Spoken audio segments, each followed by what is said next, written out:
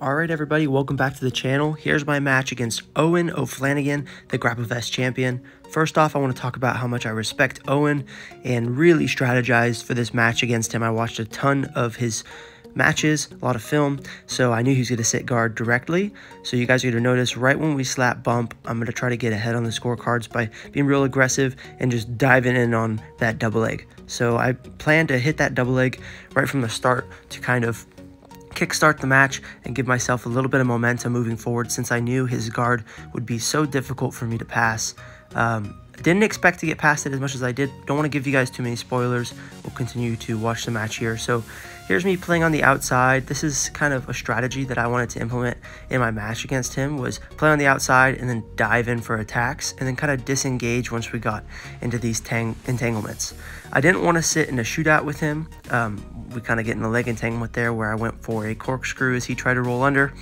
I didn't want to get in those entanglements too much because he's really technical, and I didn't want to risk being in a shootout. So you'll see me disengaged like this and then attacking from a distance and kind of continuing my momentum. So you'll see me here trying to get my foot to the inside of his legs, not having a ton of success, so I'll drop to my knees, but then now you see me working my leg back to the inside of his legs there. So this is a strategy that I tried to do quite a bit in the match because he plays a lot of butterfly half guard on the opposite hip he's on right now. So I tried to pass that other side quite a bit since he doesn't play butterfly half there much. And you notice me passing towards his head. So I'm constantly circling toward his head in this match. Here's a wide knee cut, again passing towards his head. He almost kind of cut my arm and my head there in a triangle, but I was able to stay postured out and get out of that before it was too much danger. So here's me creating more angles, trying to avoid playing that butterfly half. You see him already locking down my leg and looking to establish that butterfly half. I have my hand to the inside of his legs here, posting his hip, kind of killing that butterfly hook, not letting him do much from there. There are some things I know he can do from here. He can start to look for arm drags by releasing that butterfly hook, but as long as I'm aware of it, it's not too dangerous being in this position. He's looking for a armpit drag there, and you can see me trying to pummel my knee and my foot back to the inside of his legs, forcing him to play on that opposite side again. So you see me working him to that bad hip. And by I mean bad hip, it's just the hip that he's not as good at playing guard, in my personal opinion. So then now here I'm going for some double underpasses, but he's just got some really flexible, sticky hooks, and it prevents me from getting much going. So in this stage of the match, we're not too far in, but it's really me figuring out kind of what's going on, what's his guard kind of feel like, and what guards he's favoring. Here's a position that I knew I'd find myself in quite a bit, is this headquarters, and then him looking to get to this waiter guard where you see him swim underneath my ankle and grab his own shin. So I spent a lot of time here in training, working specific training from here. You can't really see from this angle, but I'm controlling the back of his head with a collar tie, and I'm using my chest to drive into his top side knee shield, trying to work past it to where I can get to a chest-to-chest position and continue to apply a lot of pressure on him here. But it's early on in the match. He's really flexible and really strong and has a good guard and used to being in this position, so it's not really phasing him much. So I'm just trying to put a lot of pressure down and find my opening, because if I give up too much space from here, he can enter into my legs using K-guard, he can off-balance me, he can spin underneath to take my back. There's a lot of things that he can threaten from here, which I'm able to start taking apart the position there. And then again, you see me pummeling back to the other side, passing towards his head, just constantly trying to cause him to re-guard. That way he starts to get more and more tired over the course of this 15 minutes. Now he puts me in single leg X here, starts to force across for the reap. You see me pass his legs to the outside and immediately kick out right back into passing. So this is something that I don't want, is him to get on my legs, and as soon as I escape, I don't want to give him any room to breathe, just dropping right back into some passing, passing towards his head. You can see me almost complete a guard pass there. That's going to be very exhausting for him on bottom, dealing with my weight. Now here I was a little bit worried because you can see my arm stuck through there. I didn't want him to spin through and hyperextend my arm in this position, so I was really trying to be careful, making sure his legs were split, but I knew he was more focused on my legs, so I could give myself a little bit more time to not get my arm caught. But he spins underneath to get my leg and starts rotating through. He passes my foot to the outside to look for an outside heel hook, and you'll see me get sitting on my butt, kind of scooting towards my foot to defend that. And then now he's got butterfly ashi. Now that's a position that I've spent a lot of time defending against since I got submitted there by Mateusz Szczęsny at the World Championships. So you can see I was able to get the guard pass off of it. I've spent a lot of time in that position. Really tried to study it since I lost from there. So it really paid off because I was able to defend the submission and get all the way into a guard pass from here. So now I'm just really trying to put a lot of pressure on him, keep him flat, rack up some ride time here.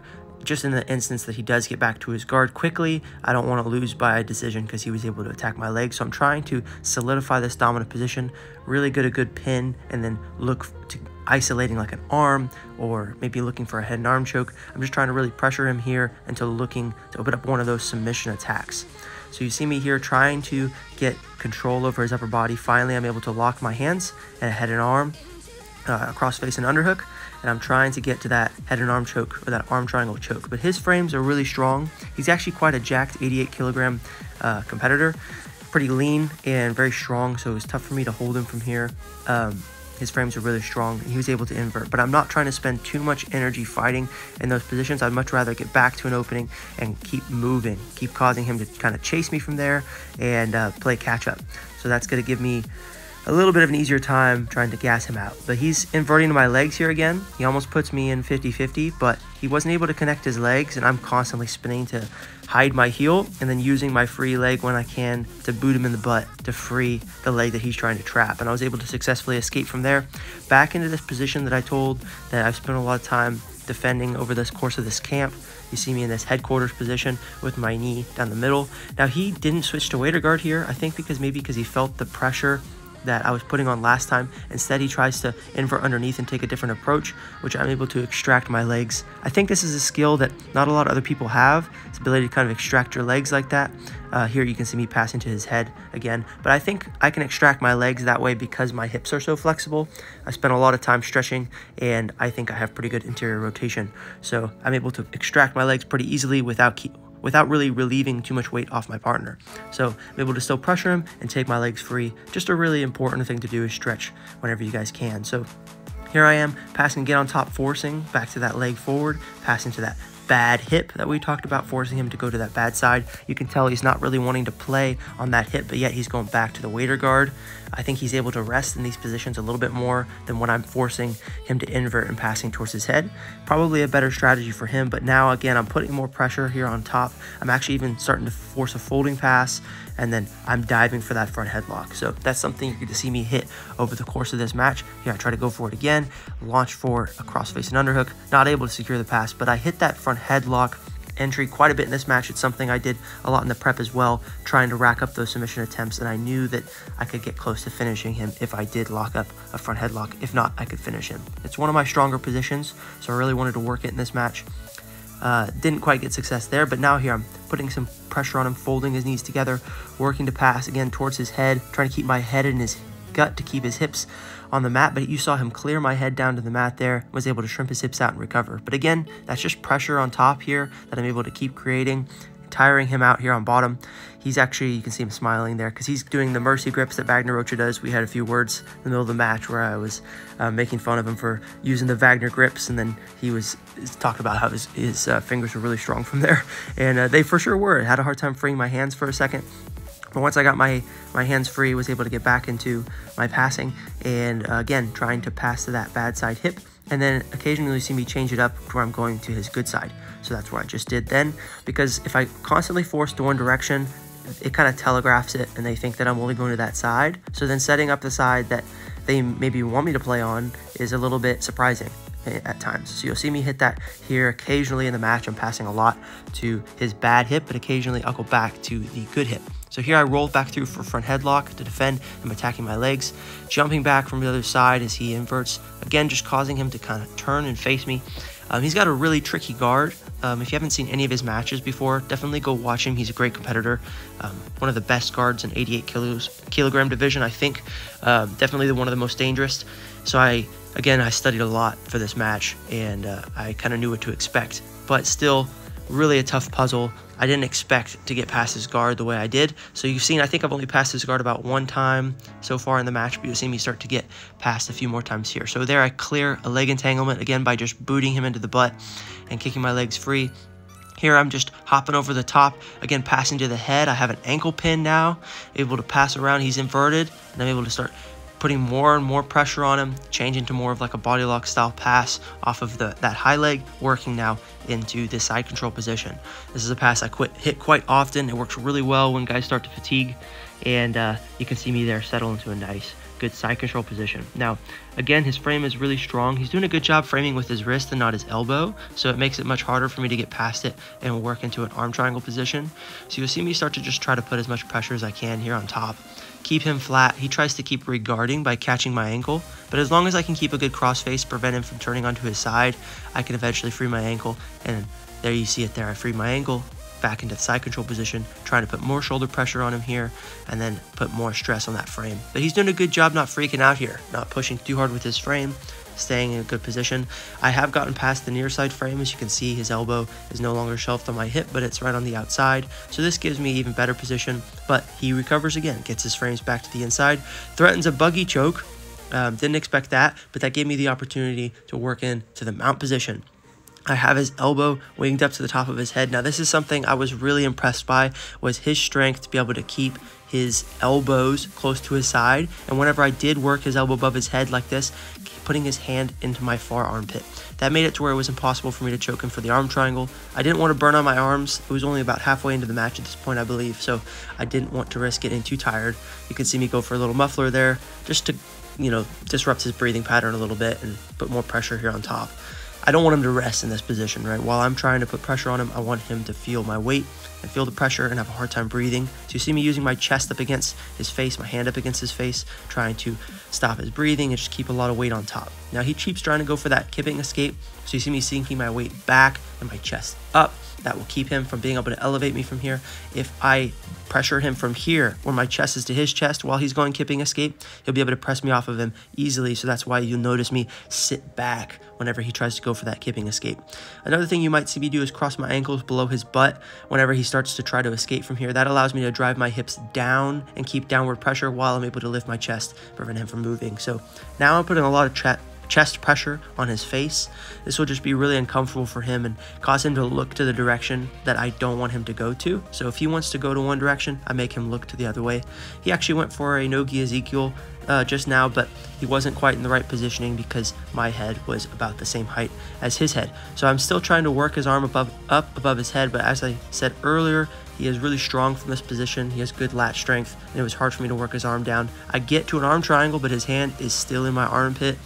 Enough space to where I can't finish. I'm squeezing for a good amount of time here, but I don't want to risk burning on my arms, so I do like a count to like 8 or something, and then I just decide that he's not getting choked, need to let go. So I work back into the mount position, just kind of hold him from here. I'm looking to maybe switch my arms and try to get a gift wrap. As you can see me start to switch my arms, but then his hand comes out. He's a really good job staying aware in these positions and not giving me too much of an angle to where I can either get behind him and start taking his back, or not too much of an angle to where I can start isolating his arm for an arm triangle or arm bar. So he's doing a really good job at staying safe, but also he's not doing much to escape. I think when guys frantically escape, it's much easier to hit submissions. I think he was pretty content with just staying here and not get submitted. So he does kind of pick his shots, and he's able to recover to half guard there.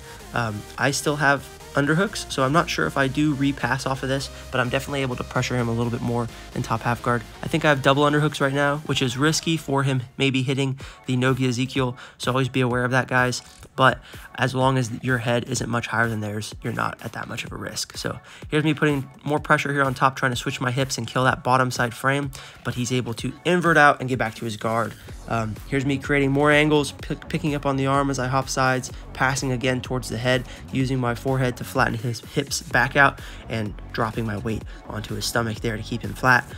Back to the crossface and underhook. I didn't give him much breathing time there, as you can tell. As soon as he recovered, I was already back into attacking the guard pass, and I think the accumulation of me doing that over and over again, I actually let him up here just to try to get him a little bit more tired before I try to look for a submission. I end up diving over the top for that front headlock that I mentioned earlier, flattening him out in the top side control. Like you guys can see, that's 3 guard passes back to back, really with no attacks on his end. So you can see him start to get a little bit more tired. Each time he recovers to his guard, I pass the guard. And then he recovers and I pass. So that's something that as the match goes on, if you guys keep the pace on top, it's much easier to start exhausting your opponent. That's why I really represent the passing community now. I think a lot of times I played guard when I was younger, but it's just much more tiring to be on your back. So I'm kind of an advocate of passing now and more wrestling, as you can see in my recent matches. I think it's just much more efficient, especially in the 88 kilogram division.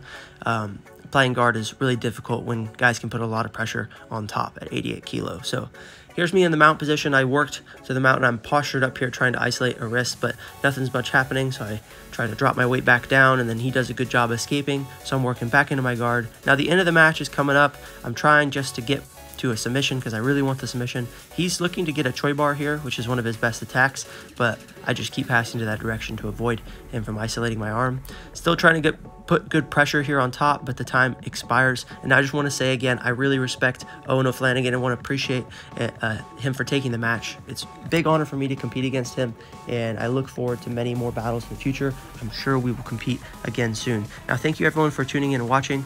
I'll see you guys in the next video. I have a match coming up this weekend against San Terry on Trixel Events near London. So it's going to be a great event, and I hope to see some of you guys there. Thanks for watching, and see you in the next one.